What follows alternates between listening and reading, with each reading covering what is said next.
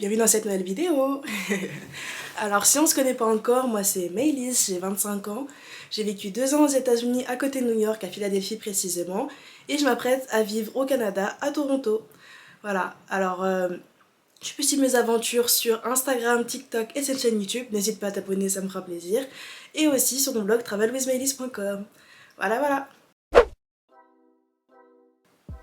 Alors, aujourd'hui dans cette vidéo, j'ai envie de parler de mon départ au Canada, de faire un petit topo dessus, dire aussi comment je me sens, est-ce que j'ai triste de quitter la France, parler un peu de mes préparations de mon départ, pourquoi je m'expatrie, etc. J'ai envie de faire une petite vidéo un peu récap à ce sujet, donc allez, c'est parti, petite confidence. Alors du coup, je peux le dire maintenant, on est tellement proche de mon départ que je peux le dire. Donc aujourd'hui, je filme, on est le 3 mars. Et mon départ, c'est le 5 mars. Voilà. Direction Toronto. On va être à l'aéroport très tôt le 5 mars. Mon vol, il est à midi. Enfin, je vais vérifier. Et voilà, donc en gros, on part très tôt. C'est un vol de 8 heures, je crois. Et puis j'arrive à Toronto, ça va être environ 14 heures heure locale. Donc quasiment 20 heures en France. Et voilà, donc j'ai pris un logement temporaire Airbnb pour habiter jusqu'à la fin du mois de mars. Et voilà. Donc comment je me sens à la veille du départ Disons que je vois qu'il y a encore une sacrée liste de choses à faire. Là, ma chambre, c'est un bazar. Là, tu vois, ce qui est bien avec la caméra, c'est que tu peux voir qu'une partie de ma chambre. Parce que si je montre là, je vais pas le faire. Si je montre là, c'est un champ de bataille complet. Hein, des fringues partout, des valises ouvertes comme ça, un bazar complet. Il faut encore que j'aille faire aussi des petits achats, des trucs qui pourraient me manquer, aussi quelques médicaments qu'on a en France et que j'aurais pas là-bas, genre du Doliprane, des trucs comme ça. Voilà, donc il me reste encore pas mal de choses à faire, voilà. Comment je me sens? Plutôt bien, plutôt confiante, contente, franchement bien.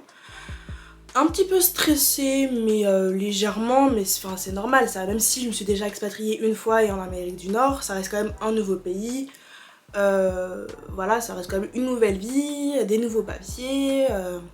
Voilà, ça reste quand même pas pareil que les États-Unis. Donc l'avantage, c'est vrai que je suis rassurée parce que maintenant je suis bilingue en anglais, donc je stresse moins par rapport à ça. Je sais que s'il y a une situation, je pourrais la gérer sans aucun problème, ça va bien se passer. Et voilà, donc plutôt bien dans l'ensemble. Est-ce que je suis triste de quitter la France? Ouais. Mais plus de quitter, tu vois, ma famille, mes amis, ça m'a fait plaisir. Là, j'ai ceux qu'on suit sur Instagram, du coup, vous avez vu que j'ai fait un tour de France plutôt pas mal. Enfin, j'ai été dans le sud, j'ai été à Grenoble, j'ai été aussi voir ma famille du côté de l'Alsace. Franchement, j'ai fait un bon gros tour de France pour voir ma famille au maximum. Et donc, je suis super contente d'en l'avoir fait. J'ai aussi vu des copains, des copines. Je suis super contente d'en l'avoir fait. Février, ça a été un mois quand même qui a été super intense pour moi parce que je bougeais tout le temps. tout le temps, j'étais toujours à droite, à gauche, en train de voir du monde. Donc c'est vrai que j'étais, on va dire, peut-être un peu plus angoissée si je reviens sur comment je me sens au départ. Février, c'était un mois un peu plus angoissant pour moi parce que j'avais géré tout ça en fait, gérer tous les déplacements, gérer tout. J'ai fait une fête de départ aussi avant de... c'était le 26 février. Ouais.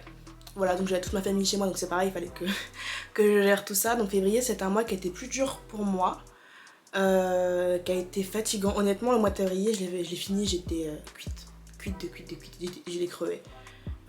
Donc là, j'avoue que j'essaye de me reposer aussi un maximum avant le départ, histoire d'arriver au Canada fraîche. Voilà, mais triste de quitter la France en termes de pays, pas forcément, parce que en fait je me sens plus forcément chez moi maintenant en France. J'ai pas mes habitudes, j'ai plus de chez moi totalement, j'ai plein de choses que je faisais, par exemple mon sport, tout ça dans la salle de sport, ici je sais pas, je peux plus faire déjà, enfin j'ai pas réussi à forcément retrouver mes marques en fait, et du coup ça m'a permis en fait d'être sûre de mon choix et d'être sûre que oui, je voulais m'expatrier en tout cas. Pas mal de choses que j'ai vues, après négatives et positives, hein. Il y a du négatif et du positif dans les 2 pays, donc, ou dans les 3 pays si on compte les États-Unis. Donc voilà, mais au moins je suis plus sûre de mon choix et plus...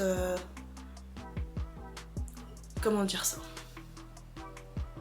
Disons que là, je sais en fait que c'est le bon choix, que je fais les bonnes choses pour moi, pour mon avenir, pour tout ça. Même si ça implique forcément de quitter ma famille, de pas être là pour les anniversaires, les machins et tout ça. Mais malgré tout, je sais que je fais un bon choix pour moi. Donc je suis un peu triste parce que je laisse du monde derrière. Mais à côté, je suis heureuse parce que je m'offre une super chance en fait. L'expatriation, pour moi, je vois ça comme une chance. Je peux choisir d'aller dans un pays où je peux avoir un permis de travail, je peux choisir d'y travailler, de m'y établir, de faire plein de choses et je trouve que c'est une super chance que j'ai. Et j'en suis... ouais, j'en suis très heureuse et j'en suis aussi... comment dire? J'ai mal à trouver mes mots aujourd'hui, est-ce que je sais pas, c'est la veille du départ où j'ai plein de pensées philosophiques et tout et du coup je suis buggée un peu, je sais pas, mais ouais, je suis reconnaissante en tout cas. Ouais, reconnaissante, ça serait le mot que j'emploierais. Voilà. Et j'ai vu aussi une question, on m'a demandé pourquoi je voulais partir à Toronto. En fait, la réponse elle est assez simple. Toronto, c'est vraiment une grosse ville à l'américaine, c'est la plus américaine des villes canadiennes, clairement. Et moi qui ai vécu 2 ans aux États-Unis, ça fait plus de sens que j'aille à Toronto, que j'aille par exemple au Québec. Je pense que je me serais pas retrouvée si jamais j'avais été au Québec. En plus, c'est quand même très francophone le Québec. Et en vrai, moi je m'expatrie, mais c'est aussi pour vivre dans une autre langue. Ça se dit pas forcément, mais pour moi, je trouve qu'il y a 2 Maëlys. Il y a la Maëlys en France, française, et il y a la Maëlys à l'étranger, anglophone. Et je trouve que ces 2 personnalités-là cohabitent bien, mais je trouve que l'anglophone, je sais pas, elle a des trucs en plus, elle a plus de peps, elle est plus créative. Enfin, clairement, qu'on se le dise, la Maëlys de France, elle aurait jamais créé un blog, une chaîne YouTube ou quoi que ce soit, tu vois, parce que l'expatriation, par exemple, qu'est-ce que ça m'a apporté l'expatriation? Ça m'a apporté énormément de confiance en moi. Je suis bilingue maintenant, donc forcément les langues, ça m'a fait progresser. Ça m'a apporté beaucoup de maturité, enfin même mes proches me le disent, ouais, on sent que waouh, on te sent apaisé, on te sent posé, on sent que t'es déterminé, plus qu'avant en tout cas. Ça m'a apporté une confiance de dingue, des envies à non plus finir, ça m'a apporté plein de créativité, plein d'envies de projets, plein d'envies de partage. C'est pour ça que je trouve que l'expatriation, après que ça soit 6 mois, 1 an, 10 ans, je trouve que c'est une bonne chose. Et bien sûr dans l'expatriation il n'y a pas que des bons côtés, hein. C'est vrai que je montre quand même les bons côtés, mais il y en a aussi, des mauvais. Par exemple, voilà, quand t'as un problème, je sais pas, administratif ou quoi, ou des choses à gérer, ça en général tu l'as pas en une seule fois, tu l'as en 15 fois, t'as toujours un truc en fait, t'as toujours un truc à gérer et c'est vrai que ça te forge aussi. Moi je sais que maintenant je suis beaucoup moins... beaucoup moins...